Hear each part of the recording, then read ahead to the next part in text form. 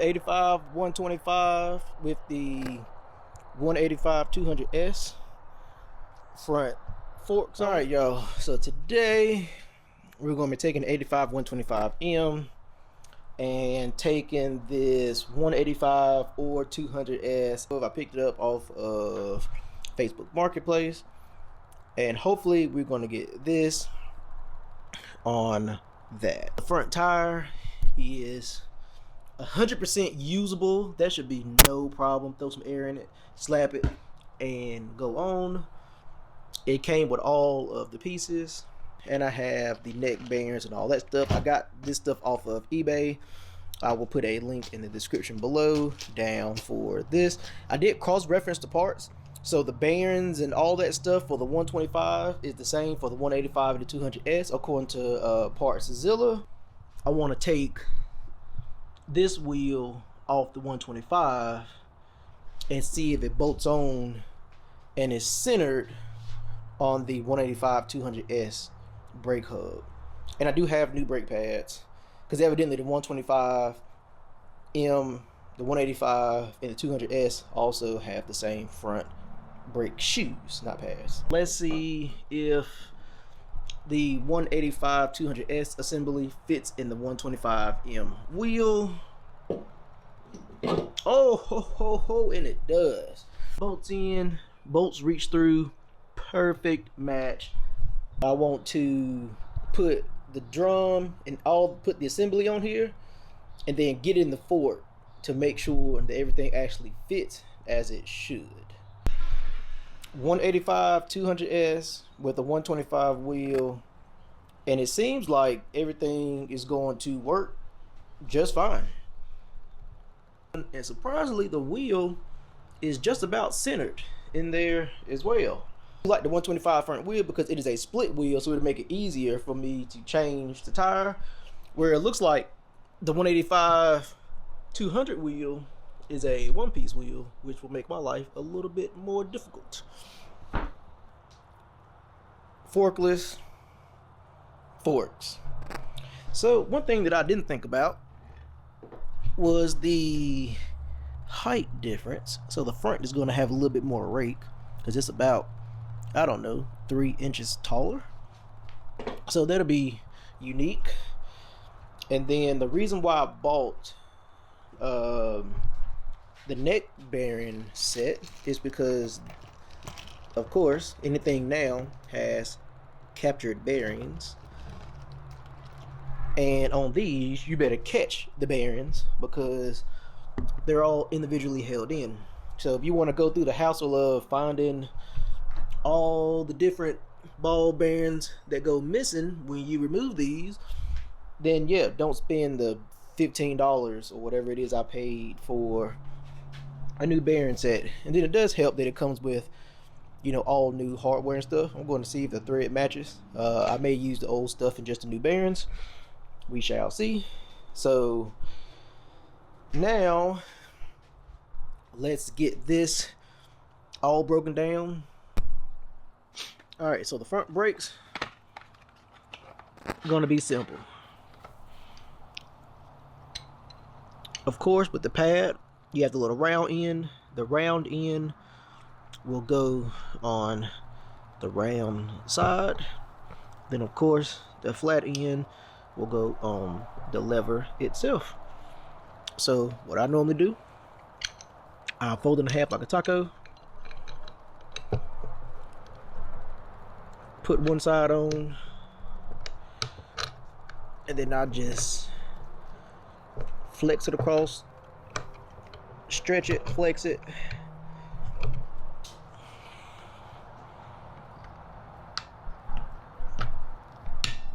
and watch out for your fingers, just like so. And of course, when you do the lever, you will see the brake pad come apart, which is what activates it on the drum itself, and front brake pads into the housing. Simple, easy, do it yourself, save some money, get some experience. All right, I'm tired.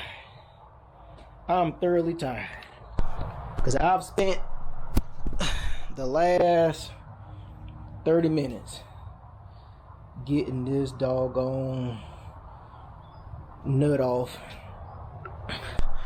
of that bar because it did not want to come. I mean, it was rusted, crusted, and all the above. So the new kit came with a new one. So I'm going to clean these threads up as good as what I can, see if that new one fits, and if so, I'll use that new one. Normally I like to use OEM stuff, but I think this one has had its time, and it's time to let it go. All right, so I tried to put on the 185 forks and it wouldn't go on because the steering stopper is in the way. So we're going to cut that off and hopefully it'll fit afterwards. So cut the steering tab off, gave it a little paint to keep it from rusting. I'm gonna give that about 2 minutes to dry.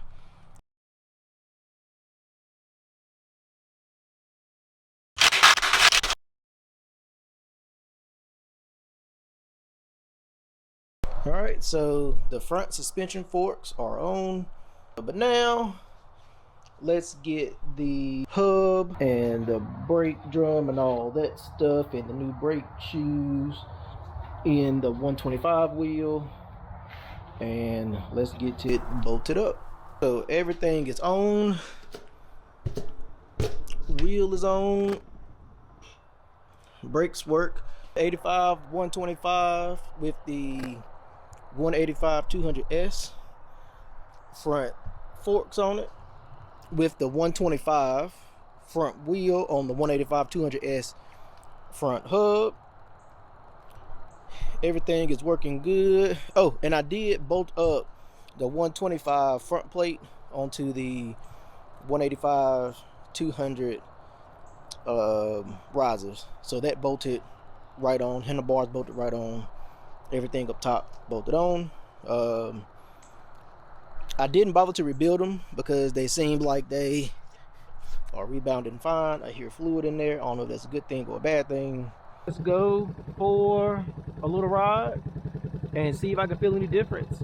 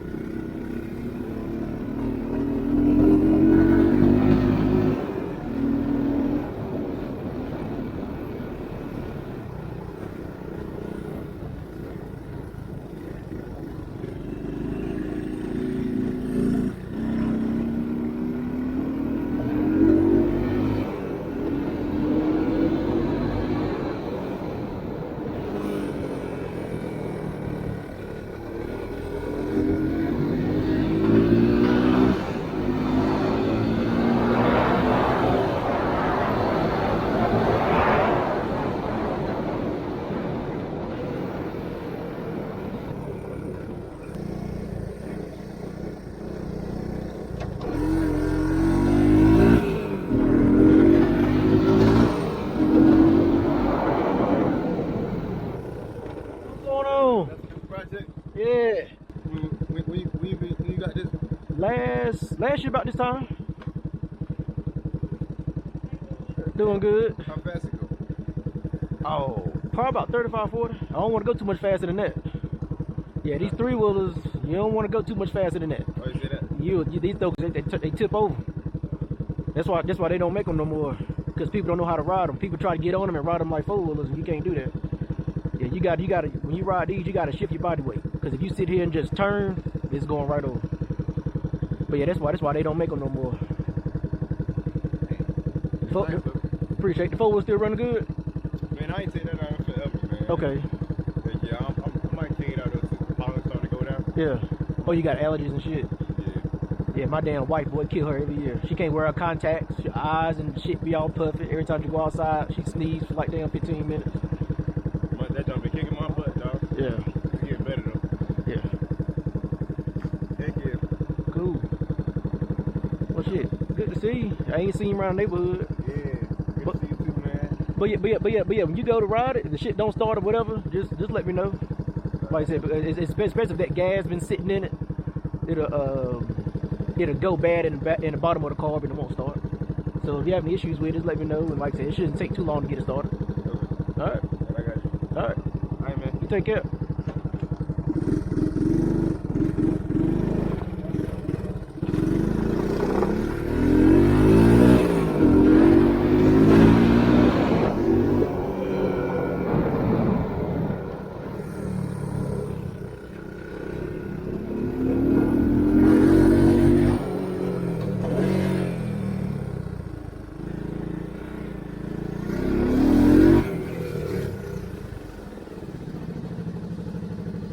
It seems like it is a more comfortable ride, which I guess it should be.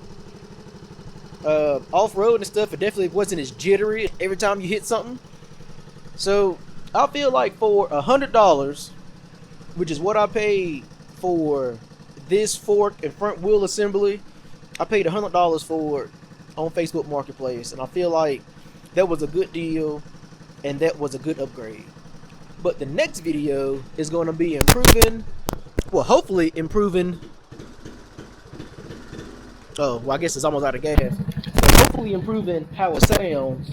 This Amazon Honda Brom exhaust off Facebook Marketplace for, I think it was $50. So what I'm hoping is that once I cut it right here, that it will just slip over top of the factory muffler. We're gonna see how that works. If it works, then hopefully we will get a little bit more sound, a little bit louder, and a little bit deeper. Hope y'all enjoyed this episode. Hopefully it was informative. You know, if you want to add some suspension to your 125, it bolts right up. The only thing you got to do is chop off the little steering limiter that's on the front. But other than that, it is a direct bolt on as long as you have all the pieces. So until next time, think, build, enjoy, get out and ride. I'm gonna put a front fender on here from somewhere. Peace.